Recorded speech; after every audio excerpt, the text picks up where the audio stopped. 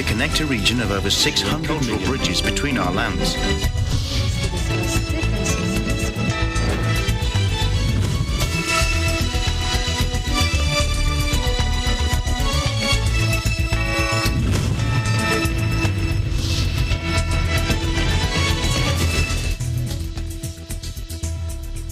Hello, I'm Alma Angeles. Welcome to ASEAN in Focus. We're coming to you live from Manila and Thailand. Hello, Esther. Hi, Alma. I'm Esther Adanga from EBC Thailand Bureau, bringing you the news in the dynamic ASEAN region. On today's headlines. Only one case against presidential candidate Ferdinand or Bongbong Marcos Jr. remains pending with the Commission on Elections after the First Division unanimously voted to junk the consolidated case against the former senator. Some Filipinos were among 12 people injured by falling debris Thursday as Saudi military blew up a Yemeni rebel bomb-laden drone targeting an airport close to the border. The Ministry of the Defense of the State of Israel, through the Israeli Embassy in Manila, donated 16,000 units of antigen test kits to the Department of National Defense of the Philippines to help its fight against COVID-19.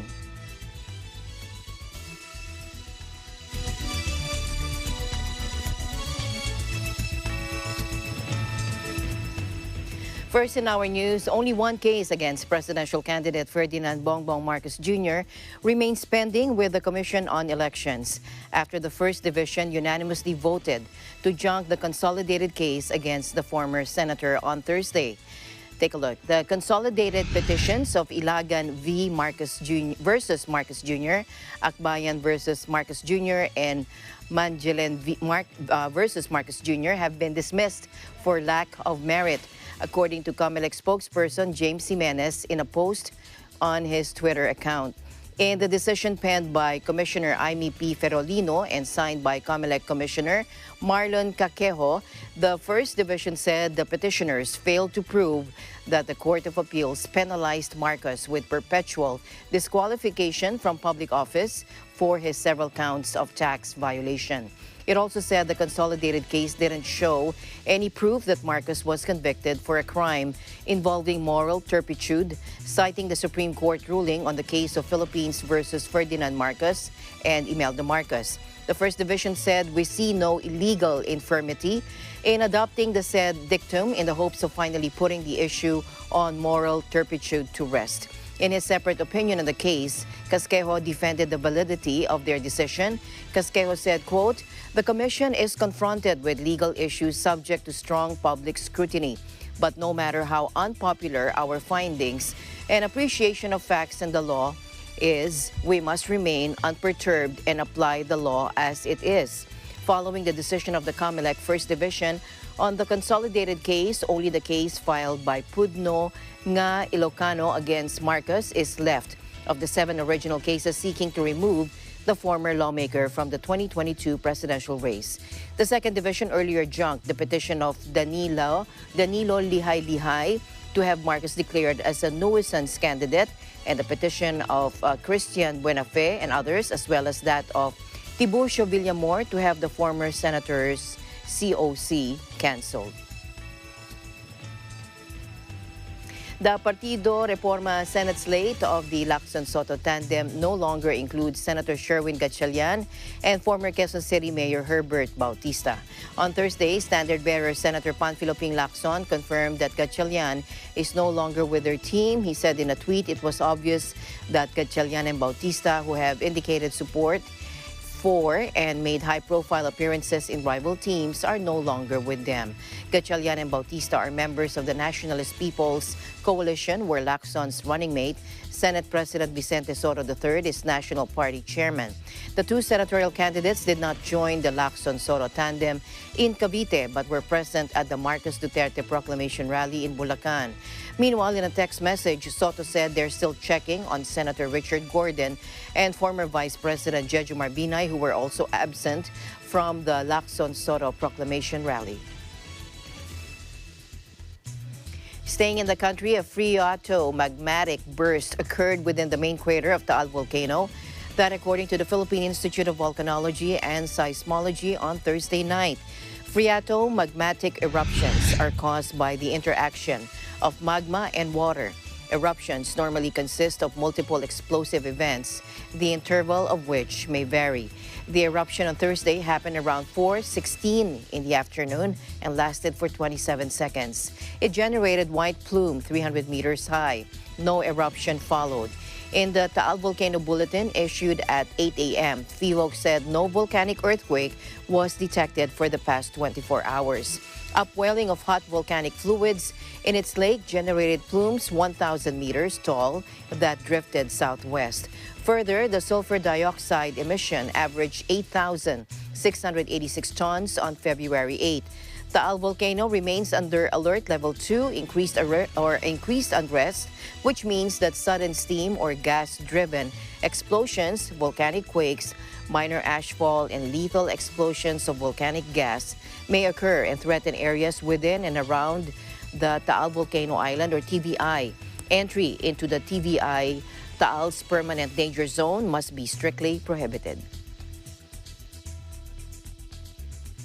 Meanwhile, Malacanang on Thursday said the Interagency Task Force for the Management of Emerging Infectious Diseases has approved the recommendation of the Department of Foreign Affairs to recognize the national COVID-19 vaccination certificates issued by Brazil, Israel, South Korea, and Timor-Leste. Take a look. Agency Task Force or IATF. Inaprubahan ng IATF ang recommendation ng Department of Foreign Affairs na kilalanin ang mga national COVID-19 vaccination certificate ng Brazil, Israel, South Korea at Timor-Leste for purposes of arrival quarantine protocols as well as for interzonal, intrazonal movement. Kung inyong matatandaan, may nauna na tayo mga bansa, teritoryo, jurisdictions kung saan ang kanilang proofs of vaccination ay ating kinilala at tinanggap. Kaugnay nito, inatasan ang Bureau of Quarantine, Department of Transportation One-Stop Shop at Bureau of Immigration na kilalanin ang proofs of vaccination ng 4 na bansang aking binanggit. The IATF earlier approved the acceptance of the national COVID-19 vaccination certificate of Slovenia, Bahrain, Qatar, Switzerland, and Hong Kong. Nograles said the Bureau of Quarantine, the Department of Transportation One-Stop Shop, and the Bureau of Immigration are also directed to recognize only the proofs of vaccination thus approved by the IATF. Meanwhile, the Bureau of Immigration spokesperson Dana Sandoval said the number of inbound foreign tourists and business travelers is not expected to reach pre-pandemic figures in the first few months, despite a significant increase in international arrivals on Thursday. We believe that the first ones who will arrive are families, partners, and loved ones of Filipinos who have long waited for an opportunity to reunite and be together, according to Sandoval in an interview with the Philippine News Agency. In a news release, the Bureau of Immigration said the inbound international travelers has significantly increased from Wednesday's 4,816 to almost 7,000 on Thursday, overseas Filipino workers included. Sandoval said the Bureau of Immigration's manpower is in full force in time for the influx of inbound travelers as the country reopened its borders after almost 2 years of closure due to COVID-19 pandemic restrictions. In other news, 12 people were injured by falling debris Thursday as the Saudi military blew up a Yemeni rebel bomb-laden drone targeting an airport close to the border, officials said.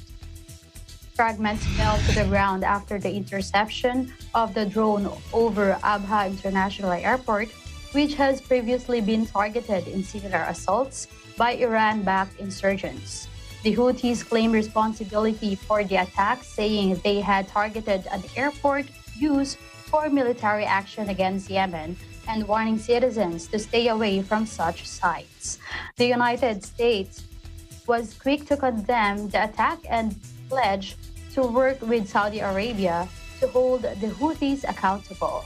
In recent weeks, the Houthis also launched deadly cross-border attacks for the first time against fellow coalition member, the United Arab Emirates, after suffering a series of battlefield defeats at the hands of UAE-trained pro-government forces. 12 civilians were injured from flying debris, including from Bangladesh, India, Nepal, Sri Lanka, and the Philippines, he added in a statement carried by official Saudi press agency. 2 Saudi citizens were among those hurt. Yemen's civil war broke out in 2014 when the Houthis seized Sana'a, prompting the Saudi-led coalition to intervene the following year to prop up the internationally recognized government. Hundreds of thousands of people have been killed directly or indirectly in the conflict, while millions have been displaced in what the UN calls the world's biggest humanitarian crisis. Meanwhile, Indonesia on Thursday ordered 42 Rafale fighter jets from France, may require 2 French submarines, while United States approved Jakarta's potential purchase of 36 F-15s in the face of growing tensions in the Asia-Pacific. Take a look. Indonesia merencanakan pembelian alutsista yang cukup signifikan untuk multi-role combat aircraft. Kita rencananya akan mengakuisisi 42 pesawat Rafale. Kita mulai hari ini dengan tanda tangan kontrak pertama untuk 6 pesawat yang akan disusul dalam waktu dekat dengan kontrak untuk 36 pesawat lagi dengan. Le choix que fait l'Indonésie, c'est le choix de la souveraineté et de l'excellence technique, avec un avion qui a démontré ses capacités opérationnelles à de nombreuses reprises et qui est quotidiennement engagé sur des théâtres d'opération complexes et exigeants.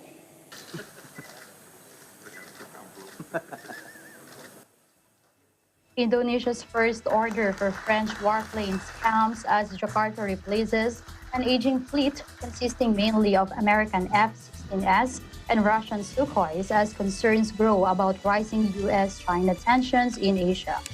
The Rafale agreement was announced as Indonesian Defense Minister Prabowo Subianto met his French counterpart Florence Parly in Jakarta.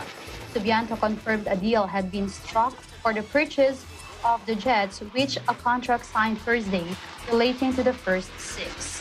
France's defense ministry said the contract for the 42 aircraft and their weapon was worth $8.1 billion, or approximately 7.1 billion euros. Spokesman Hervé Grandjean said the 2 countries also signed a letter of intent for research and development with a view to Indonesia ordering 2 Scorpion submarines. Meanwhile, the U.S. State Department said it had approved the potential F-15S sale along with other assorted military equipment for an estimated $14 billion. The proposed sale will improve the security of an important regional partner that is a force for political stability and economic progress in the Asia-Pacific region, said a statement, adding that it will not alter the basic military balance in the region.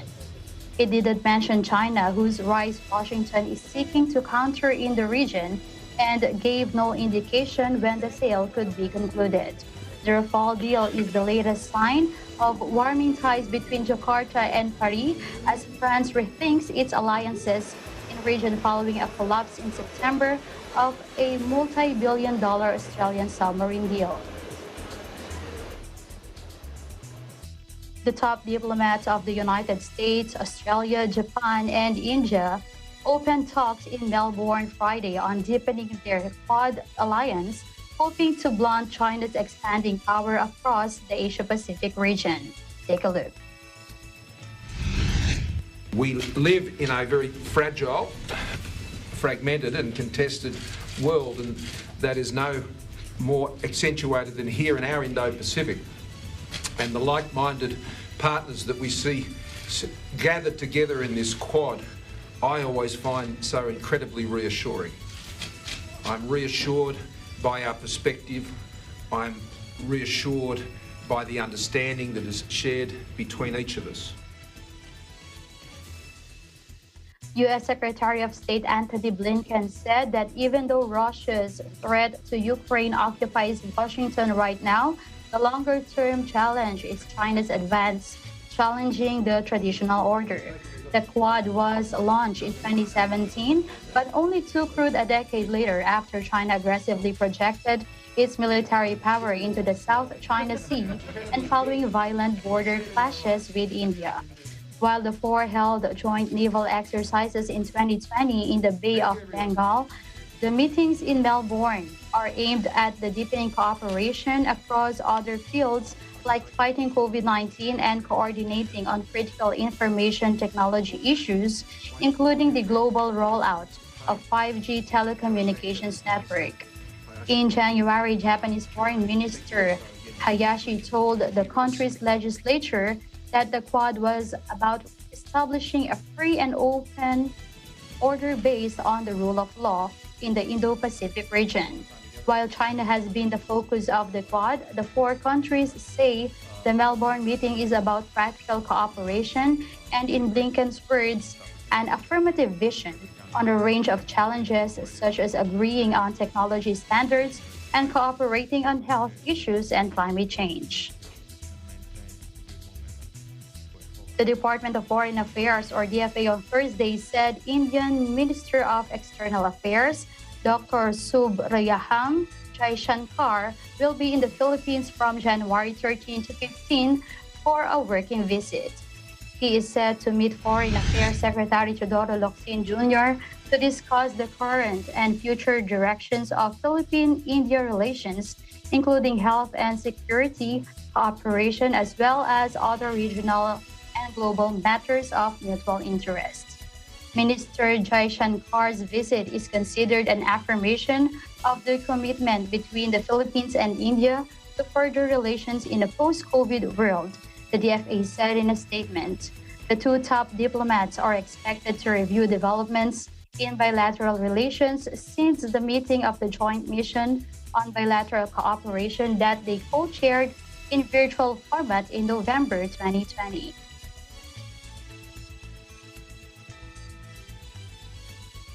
Filipinos are counting on New York City Mayor Eric Adams to make the streets safe again by addressing homelessness and mental health issues that have contributed to the surge in anti-Asian hate, violence against Filipinos and other members of Asian American community in the past year. This was personally conveyed by New York City Commissioner for International Affairs, Edward A. Mermelstein, during a courtesy call on Consul General Elmer G. Cato at the Philippine Consulate General on February 3. We welcome the plans of Mayor Adams to address homelessness and mental health, as these concerns are inextricably linked to the rise in Asian hate incidents in New York City, Consul General Cato said.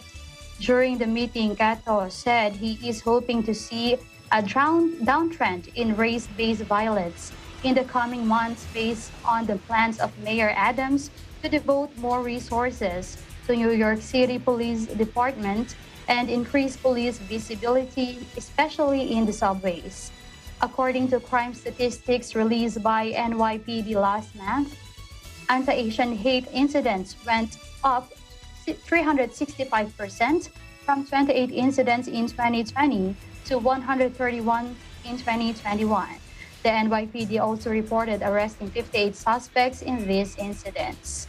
Cato said at least 23 members of the Filipino community were among the victims, including 61-year-old church worker whose face was slashed while riding a subway, a 65-year-old woman who was violently attacked while walking to church, and a 67-year-old nurse who was assaulted while distributing face masks also in the subway.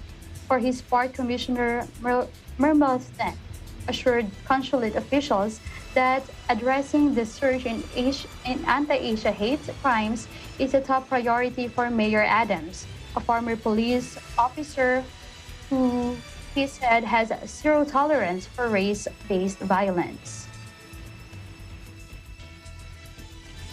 In other news, Vietnam on Wednesday arrested a high-profile environmentalist known for talking on the energy industry on suspicion of tax evasion, according to state media. Nguyen Thi Can, 46, has been one of the few voices in Vietnam prepared to challenge plans to increase coal power to fuel economic development.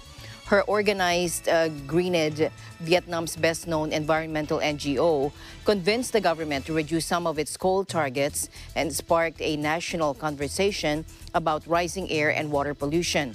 But while she has won international plaudits, she has also been the target of smear campaigns on state-sponsored media sites and is routinely attacked by trolls on Facebook who criticize her work. The state-owned Two Trade newspaper on Wednesday said Can had been arrested by police in the capital, Hanoi, on a tax evasion accusation. No further details were given. Communist Vietnam tolerates no dissent, and numerous activities have wound up in jail for speaking out against the government. Authorities have recently stepped up raids on corrupt officials as well as people involved in financial or economic scandals. Can's organization has been successful in persuading the government to strip 20,000 megawatts of coal power from the National Energy Plan by 2030. Her goal for the coming years is for Vietnam to scale back its ambitious coal plans in favor of more renewable energy options.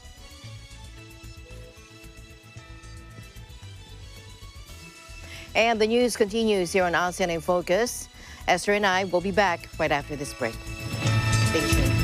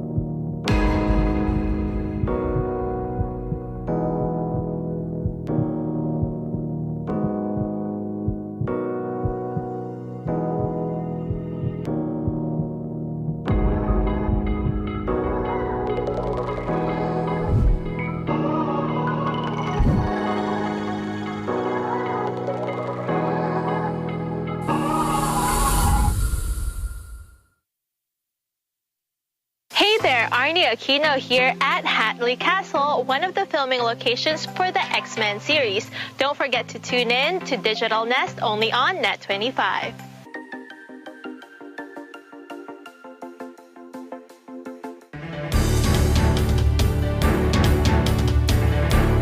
Ang pangangampanya sa panahon ng eleksyon ay para ring paglalako ng produkto at serbisyo sa merkado.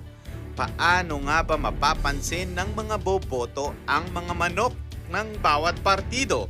In this episode, we'll have a look at the Philippine elections then and now, the big difference between campaigning in the past and in the present in the midst of a pandemic.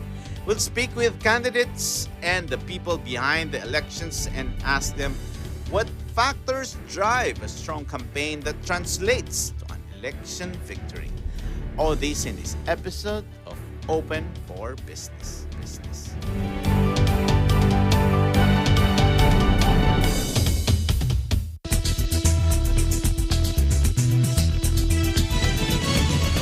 Welcome back. The Ministry of Defense of the State of Israel, through the Israeli Embassy in Manila, donated 16,000 units of antigen test kits to the Department of National Defense, or DND, of the Philippines to help its fight against COVID-19. Israeli diplomats Ambassador Ilan Fluss and Defense Attaché Mr. Raz Shabtay turned over the antigen test kits to National Defense Secretary Delphine Lorenzana. Ambassador Fluss said friends support each other in times of need. Israel is a friend of the Philippines and will continue to assist and share its expertise in various fields. He said he's proud to deliver this Israeli assistance today to support the Department of National Defense of the Philippines in keeping the country safe and secure. Israel continues to assist the Philippines in combating COVID-19. In 2021, the Israeli government turned over personal protective equipment to the Department of National Defense and the Philippine National Police. Two Israeli delegations of medical experts assisted the country's national vaccination campaign and shared Israel's local clinical guidelines for COVID infection control protocols and hospital management. Israel also continues to share its experience and knowledge in emergency and pandemic response with the Philippines through webinars, courses, and joint meetings. The handover ceremony was held at the DND headquarters in Quezon City on February 9.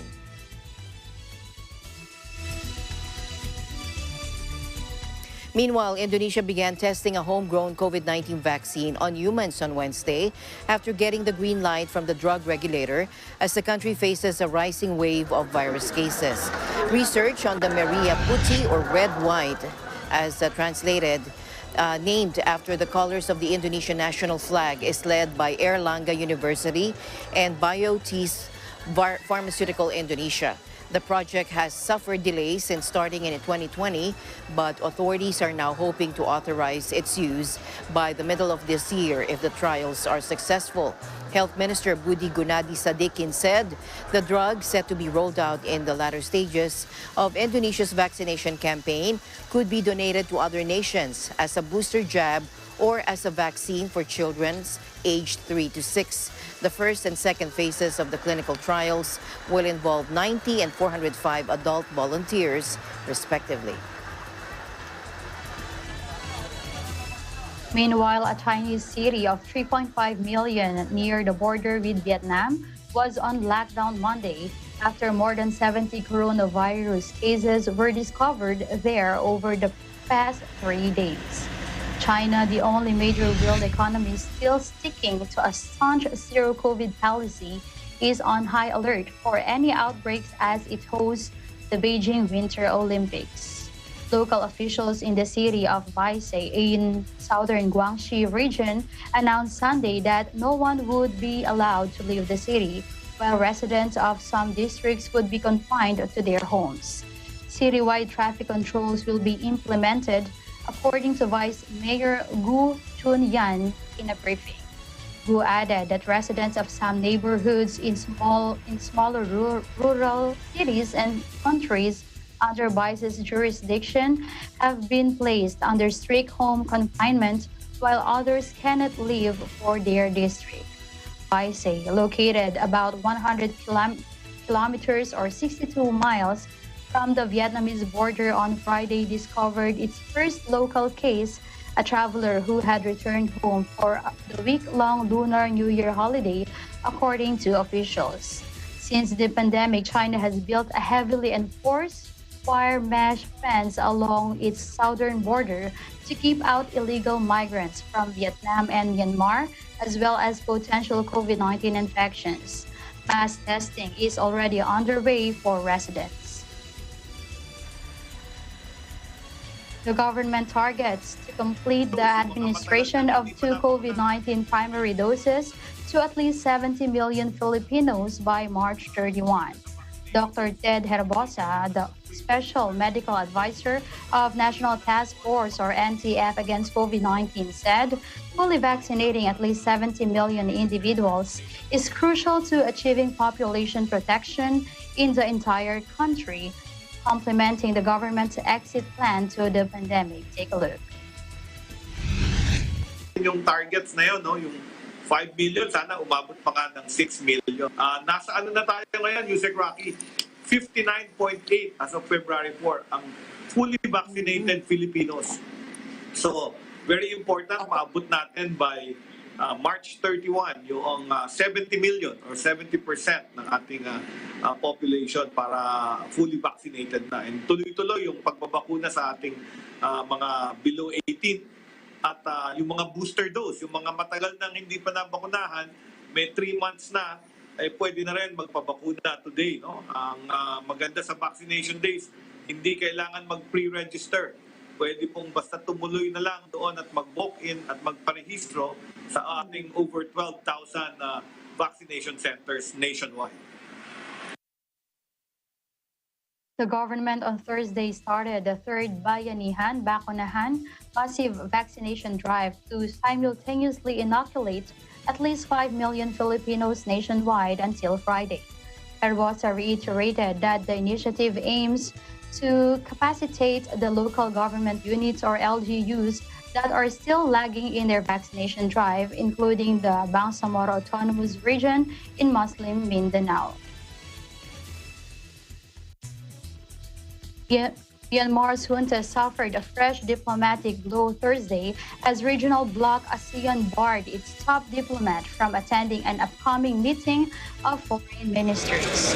Cambodia, which it currently holds the black rotating chairmanship, said there had been too late progress on a 5-point consensus agreed by leaders last year to try to defuse the crisis gripping Myanmar. The country has been in turmoil since the military ousted Aung San Suu Kyi's civilian government a year ago, with more than 1,500 civilians since killed in crackdowns on anti-junta protests, according to a local monitoring group. Since there has been little progress in carrying out ASEAN's 5-point consensus, the ASEAN member states did not reach a consensus to invite Myanmar's sacked foreign minister, Wona Muang Win, to participate in the upcoming foreign ministers' retreat, Cambodia Foreign Minister spokesman Chum Sondri told AFP. Myanmar's military government calls itself the State Administration Council, or SAC. Chum Sondri said, "We have asked Myanmar to send non-political representative instead." The snub comes after the 10-Nation Association of Southeast Asian Nations, or ASEAN, took the unprecedented step of barring junta leader Min Aung Hlaing from a summit in October. It represented a rare rebuke from ASEAN, long seen as toothless talking shop, but which has thoughtfully diplomatic efforts to tackle the Myanmar crisis. Myanmar is increasingly isolated on the international stage, with Cambodian strongman ruler Hun Sen's January visit, the first of any foreign leader since the general seized power. But violence has continued, with anti-junta groups clashing regularly with military, and the World Bank has warned Myanmar's economy likely contracted by almost a fifth last year. In other news, a wild crocodile in Indonesia who was trapped in a tire for more than 5 years has been rescued, freed from its rubber vise, and released back into the wild. Let's take a look.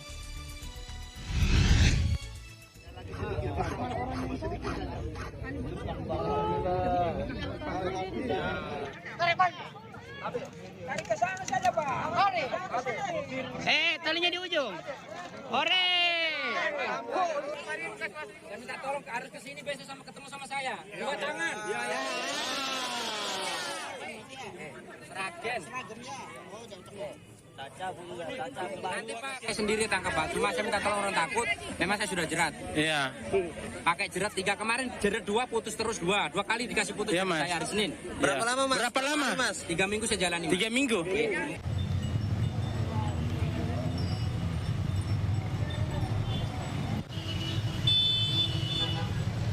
Bergerak dia, bergerak.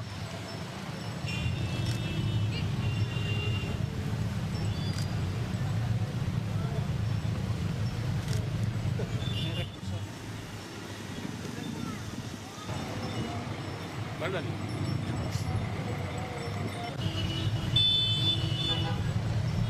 เดียวก็เท่า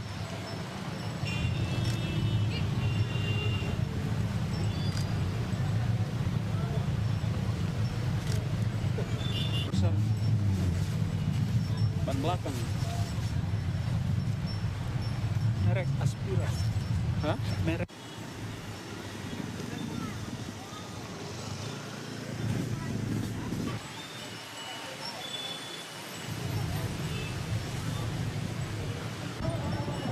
And more news will be coming your way here on ASEAN in Focus. Please stay tuned.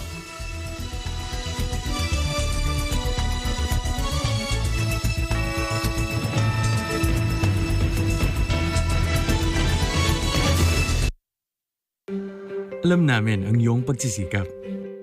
Dama namin ang iyong mga sakripisyo. Kita namin ang pagharap mo sa bawat pagsubok. Kaya sa kabila ng mga hamon ng buhay, nandito kami para umalalay. Kasi katulad mo, gusto rin namin ang magandang bukas para sa kanya. Hatid namin ang dekalidad na edukasyon at makabagong pasilidad sa abot kayang halaga. Kaya huwag ka na mangamba. Sasamahan ka namin tuparin ang mga pangarap niya.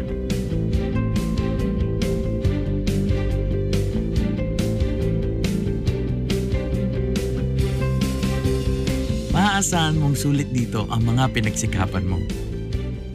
Sa aming mga makabagong pasilidad at sistema ng edukasyon. May lalabas natin ang angking talino at mga kakayahan niya. Kahit sa munting halaga, makakasiguro ka na makakasabay siya sa mabilis na pag-ikot ng mundo. Sa New Era, karamay mo kami sa bawat hamon. Kaagapay mo kami sa bawat hakbang. Kasama mo kami sa bawat ngiti at tagumpay.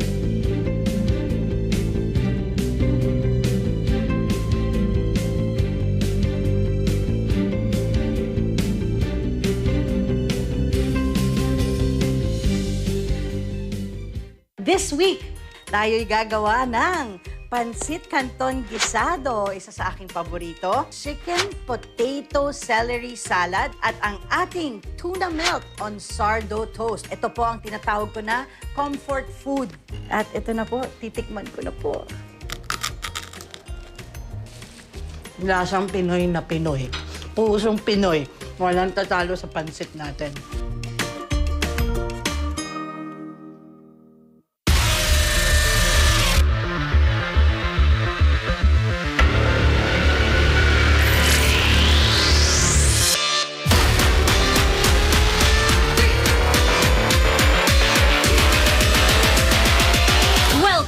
To Mobile Legends!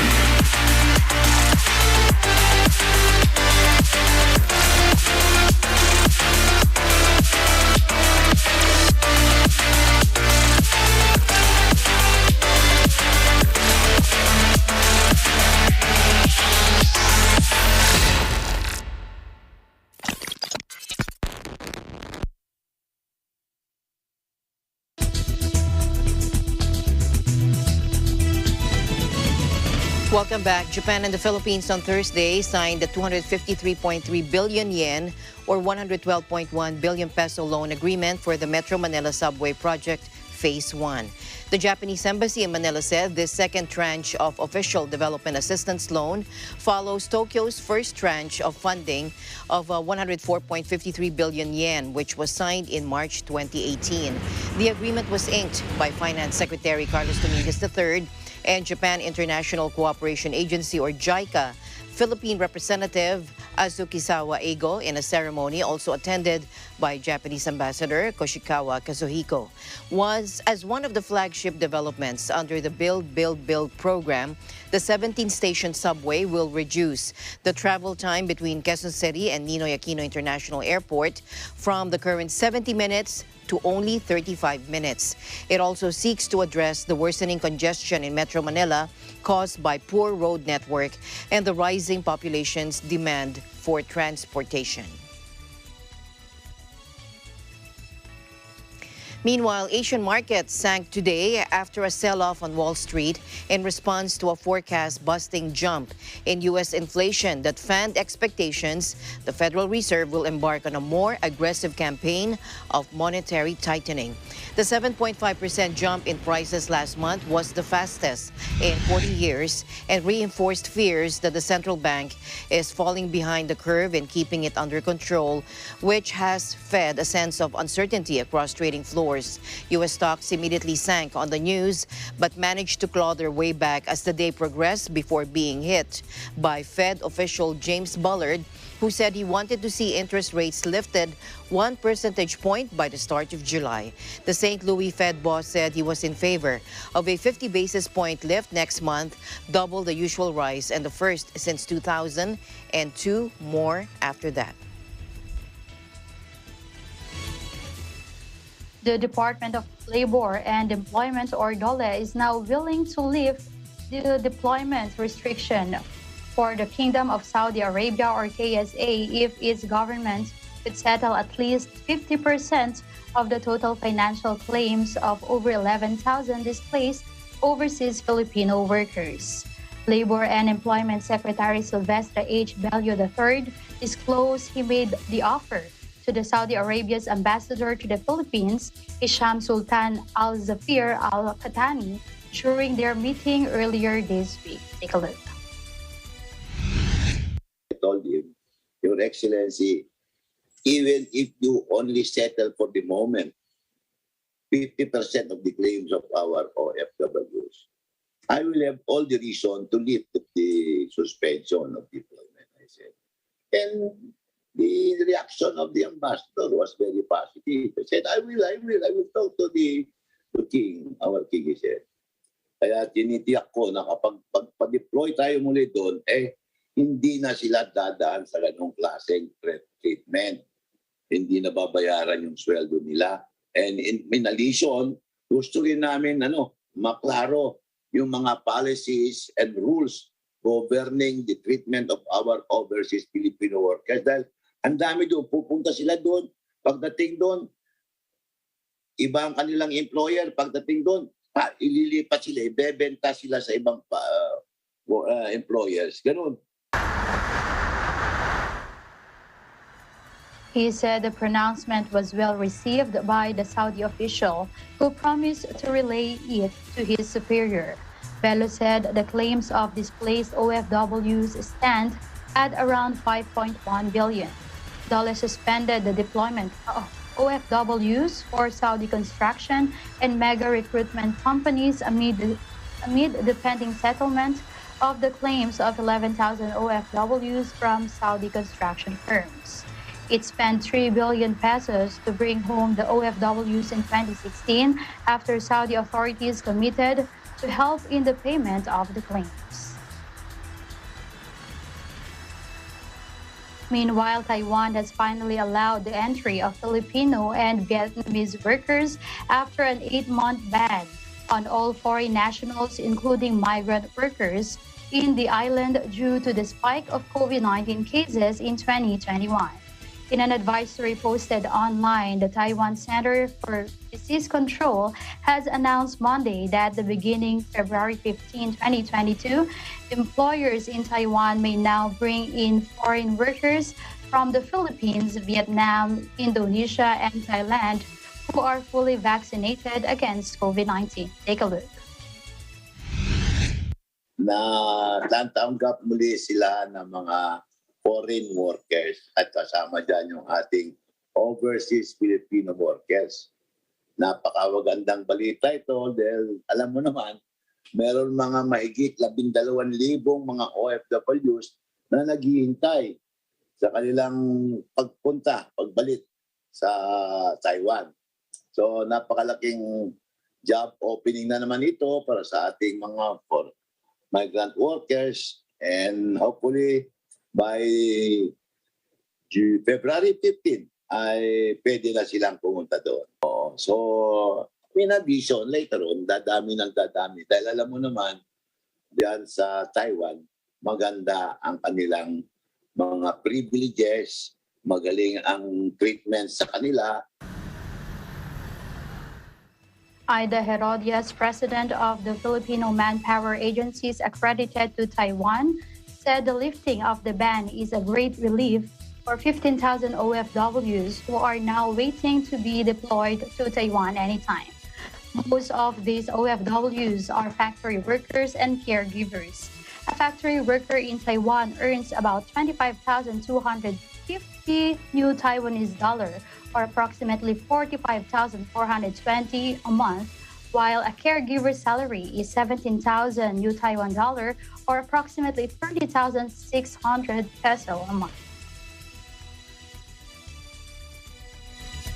Malacanang is confident that the country's employment rate will rebound during the first quarter of the year as the government eases the alert level in the National Capital Region, or NCR, and other parts of the country. Acting presidential spokesman Carlo D. Nograles issued this statement after the Philippine Statistics Authority, or PSA, reported on Thursday that the unemployment rate in December rose to 6.6% compared to 6.5% the month before. Let's listen in. Bagamat umakyat ng 0.1 yung unemployment, tandaan natin na tumaas din po yung labor force participation. Ibig ko sabihin, nung November to December, marami rin po ang bumalik sa labor force. Okay? So mas marami sa mga kababayan natin na dating wala sa labor force o umalis sa labor force, bumalik po sa labor force. So ganyan po ang isang dapat nating tandaan dyan. Pangalawa po, tingnan din po natin yung underemployment rate. No? At sa underemployment rate naman po, nag-improve naman po tayo. No? From 16.7 in November to 14.7 in December. But that being said, these are November-December figures.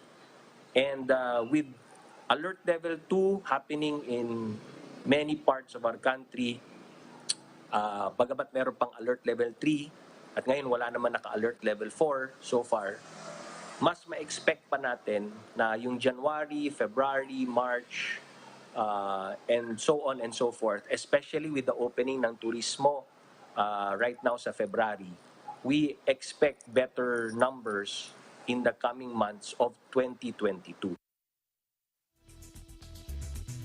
The Interagency Task Force for the Management of Emerging Infectious Disease hoisted an alert level 3 in NCR and other parts of the country last month amid the surge in COVID-19 infections, triggering the closure of more establishments brought about by the local spread of the Omicron variant. It only started downgrading the alert levels in the said areas, including NCR, this month, as COVID-19 cases finally started to decline, allowing more businesses to resume operations. And finally in our news, a bullet-torn shirt, photos of freedom fighters. These are among the exhibits documenting Indonesia's struggle for independence from the Dutch in a groundbreaking show at Amsterdam's Rijksmuseum. Revolutie Indonesia Independent, which opens to the public on Friday, is designed to open a discussion on a troubled era between the Netherlands and one of its most prized colonies, according to organizers. And the aim is to examine from both Indonesian and Dutch perspectives the Southeast Asia country's fight for freedom from declaring its independence in August 1945 to Dutch recognition in 1949 after 4 years of bloody fighting. Take a look. But this sort of period of time is very fundamental period in both countries, especially for Indonesia, because this is the time when we decide to to liberate ourselves as a nation, so people can understand that, actually people who live with it, who experience with this revolution have their own story to tell. recognized. And it's world history, because it's the first country after the Second World War to become independent and to be recognized by the United Nations, which has just been founded, and many other countries would follow suit. Many people suffered greatly under the violence, under the extreme violence during the revolution. And this pain is still felt today. So with organizing an exhibition that is now so relevant still in society, you also have to expect that there are a lot of emotions about this subject. And it's very good that this subject is now discussed, and that was the goal. In recent years, the Netherlands has finally started to grapple with the legacy of its history of colonialism. The Rijksmuseum last year held an exhibition of the Dutch history of slavery, but the 3th-century Dutch occupation of Indonesia, once known as the Dutch East Indies, in particular, remains a tender subject in the Netherlands. Last month, a group representing victims of Dutch colonialism laid charges against the Rijksmuseum and its director for a term used in the exhibit. The word bersiap, meaning be prepared, is used in the Netherlands to refer to the time just after World War II when Dutch citizens, Chinese, and others suspected of sympathizing with the colonial forces were being targeted by independence forces. The group said it was a racist and insulting term used to marginalize a group of citizens of Dutch Indonesian descent. Dutch prosecutors, however, on Wednesday quashed the charges, saying the term does not contain any negative conclusions about Indonesians as a group because of their race. Dutch King Willem-Alexander formally apologized in 2020 for excessive violence during the former colony's independence struggle. Thank you, Esther, for keeping me company today here on ASEAN in Focus. Keep safe this weekend. And I'd like to congratulate our Bureau Chief there in ASEAN, Cristel Mapa, who's getting married today. Congratulations to you. Always. Yes, congratulations, Cristel Mapa, our Bureau Chief. Best wishes from all of us here in ASEAN, in the ASEAN Bureau. And that is the latest news in the Southeast Asian nations. Stay updated about the ASEAN region. I'm Esther Odanga from Thailand Bureau, and we live in interesting times. Thank you very much, Esther. And that's it for tonight's broadcast. Join us again next week for more of ASEAN in Focus. Same time, same place, and stay in the news because we live in interesting times.